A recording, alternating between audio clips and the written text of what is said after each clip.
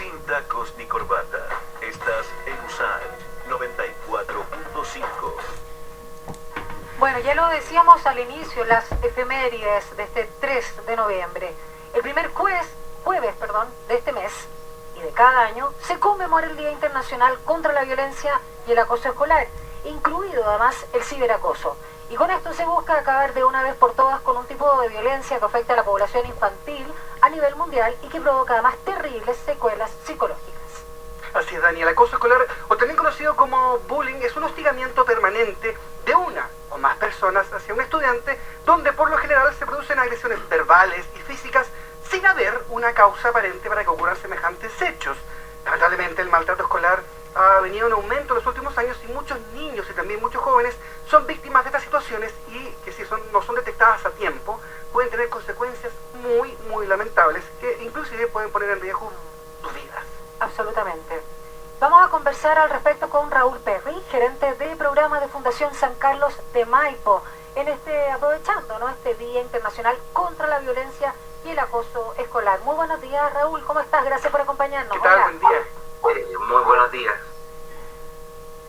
Raúl, ¿cómo estás? Gracias por acompañarnos. ¿Qué tal? Hola. Buen día. Muy buenos días. Un gusto estar con ustedes y además muy agradecido que se ponga este tema encima de la mesa, que es un tema muy importante del cual tenemos que seguir tomando conciencia.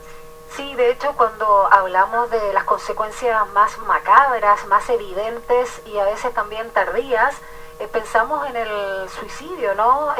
Infantil, que es una cosa que es como Terrible. contra natura, y por supuesto también juvenil. Y tiene mucha relación también con el acoso, no como única causa, por supuesto, pero conlleva también a la depresión, a la baja autoestima, a sentirse totalmente marginado, subvalorado e incomprendido. Así que en ese sentido también es muy importante poder hablar una y otra vez sobre este tema.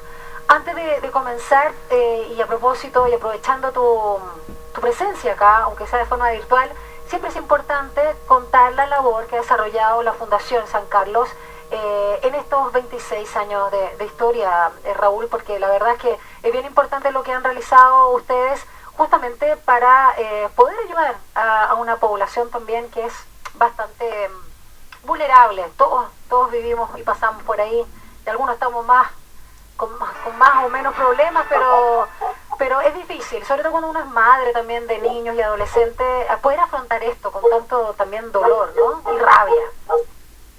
O sea, sin duda, esto es un tema que nos afecta transversalmente, cuando además tocan a nuestros hijos e hijas, a los niños que tenemos a cargo. La verdad que todo cuidador, todo padre y madre sufre enormemente. Y yo creo que efectivamente, claro, como tú decías, esto es un tema que cuesta dimensionar su enorme envergadura. Hay un estudio, creo que es uno de los estudios más sólidos al respecto, un estudio que siguió a niños, niñas y adolescentes desde sus 7 años hasta sus 50 años. Es el estudio del National Child Development Study que se llevó en Inglaterra. Y ese estudio logró mostrar que quienes habían sufrido bullying tenían más probabilidades de encontrarse en pobres condiciones físicas o psicológicas, presentaban un desarrollo cognitivo menor, que tenían más probabilidades de estar desempleados y de tener menores niveles de educación. Consecuencias incluso hasta 50 años después de sufrir los eventos de violencia escolar. Entonces, es un tema del cual tenemos que ser increíblemente conscientes. No es un tema que se soluciona así en una pasada. Y en ese contexto es que la Fundación San Carlos de Maipo entendió que había que dejar de llegar tarde. No podemos seguir llegando a resolver los problemas de violencia escolar o de consumo de droga o de delincuencia cuando ya están desatados. Aquí la clave está en cómo prevenimos, cómo hacemos que los niños que están bien sigan bien, que las familias que tienen comunicación mantengan comunicada. Y esa clave está justamente en trabajar en la prevención, trabajar los factores de riesgo protectores que están a la base de estas problemáticas, antes que se desarrollen. Así es, y particularmente, Raúl, ¿cuál es la situación actual en Chile, particularmente post pandemia, ¿no? Donde uno vuelve a adaptarse, vuelve a las aulas de manera presencial? ¿Cambió mucho el panorama? ¿Nos afectó mucho la pandemia en este sentido? Mira, yo diría que hay dos cosas a tener presente. Uno, la pandemia sí afectó. Es imposible pensar de que no generó algún impacto. Si uno compara las cifras de denuncias que tiene la Superintendencia de Educación el 2018 que podríamos decir dentro de los últimos 5 años fueron las más altas, hubo 3.855 denuncias. El primer semestre del 2022 acumula 2.120. En el fondo, vamos a superar las 4.000 denuncias por acoso escolar este año. Y eso es más que el año más alto que habíamos tenido desde el 2017 en adelante. Entonces, sí, efectivamente, la pandemia pareciera ser que nos afectó. Pero no es que estemos hablando de que duplicamos las cifras o triplicamos las cifras que teníamos antes. La violencia escolar ha sido parte de nuestra existencia en los últimos años. Hemos tolerado y nos hemos normalizado que existan ciertos niveles de violencia en las escuelas a los que asisten nuestros niños, niñas y adolescentes. Y ahí es donde está el desafío de cómo cambiamos eso. Lo hablábamos al inicio, bueno, recuerdo que estamos conversando en este caso con el gerente de programa de la Fundación San Carlos de Maipo, Raúl Perry. Y Raúl, nosotros lo conversamos con Rusio antes de que tú vinieras a conversar con nosotros como experto también en la materia, que claro, ¿no? Bullying es un término más o menos actual, contemporáneo, que nos viene de Estados Unidos. Vemos la violencia desatada que hay en Estados Unidos, el tema del uso de las armas, como vemos también en series incluso de cuando nosotros éramos chicos, los 80, desde Grease en adelante, qué sé yo, y otras tantas, que es como parte de la cultura. Cobra Kai, cultura, exacto, exactamente, cultura pop casi, ¿no? El hacer bullying y separar, o más bien clasificar a las personas, ¿no? Entre los populares y los nerds o los pernos, como le decimos acá, una cosa que es bastante macabra y básica, por cierto. El tema siempre ha existido, y acá en Chile también. Pero comparado con nuestra época, hay un elemento además que torna la situación aún más grave, más aguda sobre todo, y crítica, porque para los padres puede pasar desapercibida, que es esto, básicamente, ¿no?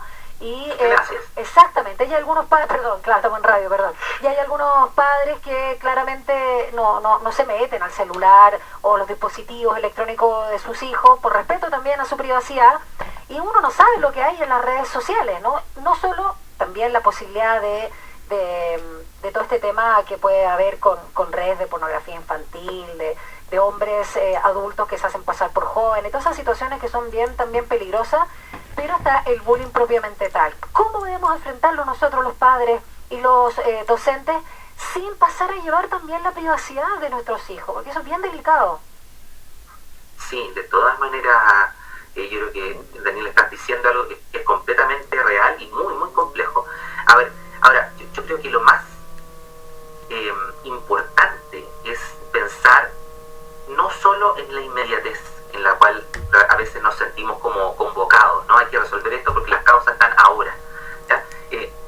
El respeto, el buen trato, se aprende como se aprende a sumar. Y nadie aprende a sumar partiendo por las unidades de 1000 o los millones, porque necesitamos sumar millones ahora. La gente aprende a sumar partiendo por las unidades, las decenas, las centenas. Primero sumamos 1 más 1, después sumamos 10 más 10. Necesitamos en nuestros colegios y escuelas un currículum de educación socioemocional orientado a la convivencia que parta desde el nivel más básico, desde pre-kinder en adelante. Nosotros en la Fundación tenemos un programa que trajimos desde Estados Unidos justamente para eso, se llama Yo Puedo Resolver el Problema, y que es parte de un primer escalafón, de un currículum socioemocional que vaya formando este respeto y convivencia.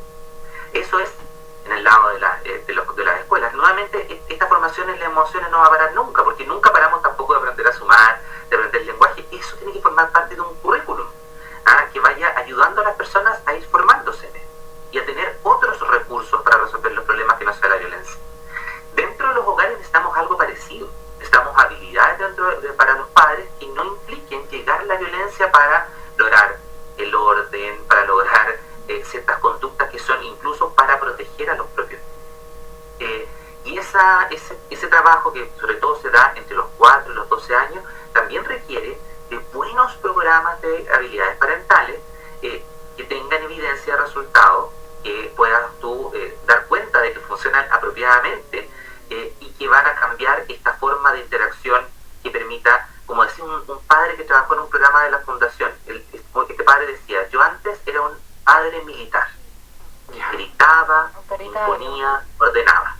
Gracias al programa que hizo con ustedes, padre diplomático. Negocio, converso, llego a acuerdos y así logro efectivamente una vida que es completamente distinta a la que tenía antes. Y a nivel adolescente, ya más sobre los 12 años, lo que yo diría es que hay dos grandes cosas que los padres necesitamos. Una es que tenemos que aprender que ya no podemos imponer normas, tenemos que negociar normas. ¿Hasta qué hora vas a ver el teléfono? ¿Cuáles son tus permisos para chatear? ¿En qué espacio tú tienes o no tienes total dependencia? Y lo segundo es a validar ideas, creencias que pueden ser muy distintas a las que tengo yo. Y eso probablemente también es algo que nuestros adolescentes, yo diría como echan mucho en falta en su relación con sus adultos. Se sienten poco validados, no les gusta mi música, no les gustan mis intereses, no validan mis creencias, en qué espacio de conversación podemos tener. Si nosotros validamos de mejor manera a nuestros adolescentes, vamos a tener más diálogo con ellos y van a estar más dispuestos a contarnos lo que les pasa y así poder recurrir a ayudarlos en los momentos complejos. Es impresionante cómo casi el 50% de las personas que tienen problemas mentales declararon que eso se desataron tipo 14 años. Eso significa que podríamos haber hecho algo para haberlos ayudado antes como cuidadores. Y esa responsabilidad de cómo nos formamos en esas habilidades parentales es sumamente importante. Estamos conversando con Raúl Perry, gerente de programa Fundación San Carlos de Maipo. Es súper importante lo que dices tú, Raúl, ¿no? Tener herramientas, uno como padre, estar atento también a algunas señales, porque uno de repente comete errores, porque no sabe nada más. No sé, llega mi hijo y me dice, papá, el tercero básico, hay un niño de cuarto que me molesta todo el día. ¿Sabes qué?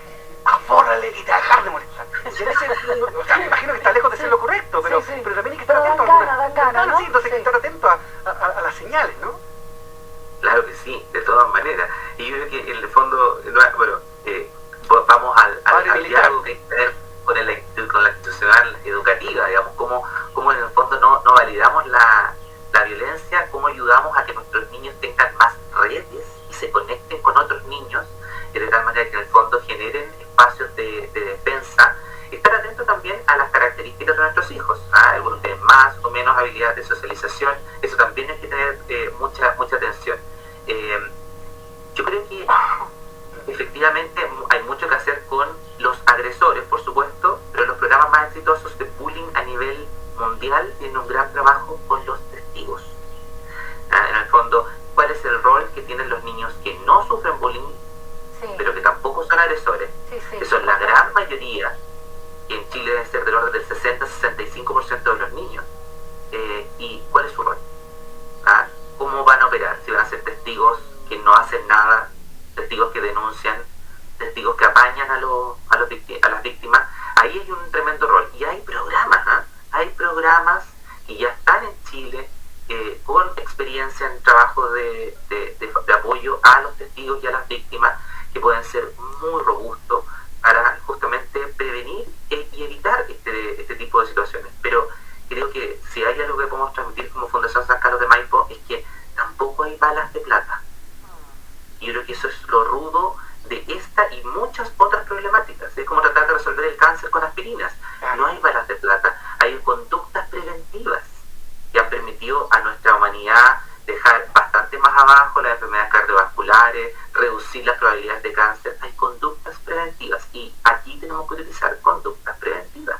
Habilidades parentales, contextos escolares que no amparen la violencia, estrategias escolares que permitan la comunicación entre niños y niñas, educación socioemocional, trabajo comunitario, normas claras de no violencia, y eso va a ir construyendo un entorno que favorezca este cambio que, como decían ustedes al principio, Rodrigo y Daniela, es cultural, y los cambios culturales son muy difíciles. Por eso mismo es que hay que empezarlos cuanto antes y hay que empezarlos de forma preventiva. Absolutamente. Tú señalabas ese ejemplo de ese padre, ¿no?, que fue capacitado por la Fundación San Carlos de Maipo, que de ser un padre, ¿no?, con una conducta más militar, autoritaria, pasó a ser uno diplomático. Para quienes nos estén escuchando, y también quiero sumar acá a las y los profesores, que a veces también de forma inconsciente se olvidan de su labor de guía, de formadores, y también hacen bullying. Cuando se ríen de cuando alguien está molestando a otro, les dicen ya, pero déjenlo tranquilo, Juanito Pérez, pero que la verdad sí, guaja, guaja. O también antes, y no hace mucho tiempo, la forma de enseñar, que era a sangre, ¿no? Y con violencia. Yo le comentaba fuera de micrófonos también, bueno, yo era bastante suez y dije un garabato una vez y una profesora me pegó.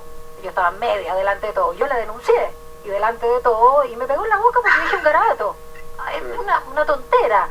Pero bueno, en fin, entonces son cosas que están muy internalizadas para profesores, para padres, para todos los que, no solamente en las familias, sino en las comunidades educativas, necesitan también, primero, mirarnos, ¿no es cierto?, hacer un autodiagnóstico, porque uno cree que es súper progre y bueno, pero también recurre a eso. ¿Dónde?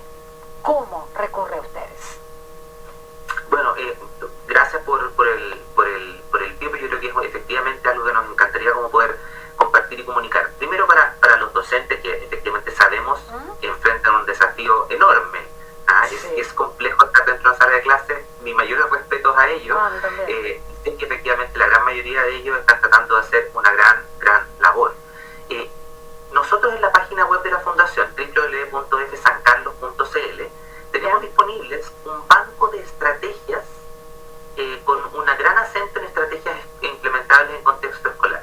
¿A qué nos referimos con una estrategia? Es una práctica sencilla de implementar, fácil de seguir, pero que tiene investigación detrás que aporta a mejorar ciertos elementos del clima o de la conducta de los niños, niñas y adolescentes en el espacio escolar. La primera de todas, la primera de la lista, para colocarle un ejemplo, se llama saludos positivos en la puerta. Básicamente significa que el educador, antes de que entren los niños a la sala, los saluda, ojalá de forma personalizada a cada uno, deseándole un buen día. Es un saludo para cada uno. Ese saludo positivo en la puerta tiene evidencia investigada de mejorar el clima de aprendizaje. Y como esa, hay otras 52 estrategias que los colegios pueden descargar en forma completamente gratuita de la página web de la Fundación, mirar, observar, y si quieren contactarse con nosotros para ver alguna posibilidad de implementación o de asesoría, también lo pueden hacer. Aparte, eso para el mundo escolar. Y yo diría para los padres, madres y cuidadores que nos escuchan, si usted tiene un niño entre 4 y 12, una recomendación que vamos a sacar del programa PMTO, Parentalidad que Motiva con Ternura y Optimismo, es felicítelo, no necesariamente, voy a partir un segundito más atrás. Estamos súper acostumbrados a retar a los niños por las cosas que hacen mal. Cuando hacen cosas bien, con su deber nomás cumplen. Felicite a los niños, aunque sea por cosas que eran súper obvias que tenía que hacer. Gracias porque hiciste tu cama hoy. Gracias porque llevaste tu plato. Oye, qué bueno que lo hiciste. Porque en la medida que nosotros felicitamos y regamos, como decimos en PMTO, esa plantita de la buena conducta, el niño también va a querer que rieguen otras. ¿Ya? Va a querer el reconocimiento de sus padres porque lo necesitan. Y ahí tenemos el germen de la formación de mejores conductas sin recurrir a la violencia. Y en el caso, si usted tiene un adolescente entre 12 y 17 años, cuando plantea algo que es complejo, ¿ya? ¿sí? Gracias por la acotación. Nosotros tenemos un programa que se llama Familias Unidas, que está orientado justamente a los cuidadores de padres, madres, los cuidadores, padres, madres y cuidadores de niños entre 13 y 17 años. Y en ese grupo lo que le decimos a los cuidadores es: no hable de tú eres, sino que hable de cómo usted se siente frente a la conducta. Sí, claro.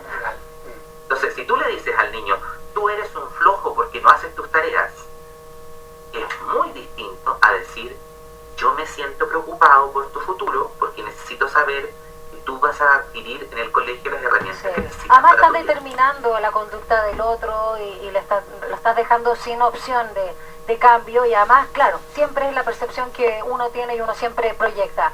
Queremos agradecerte, Raúl Perry.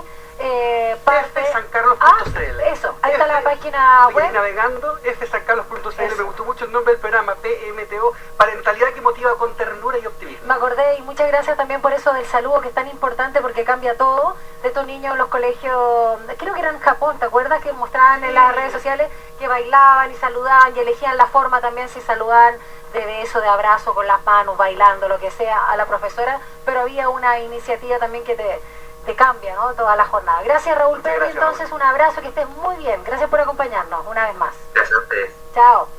Y te felicito porque Ha hecho un buen programa.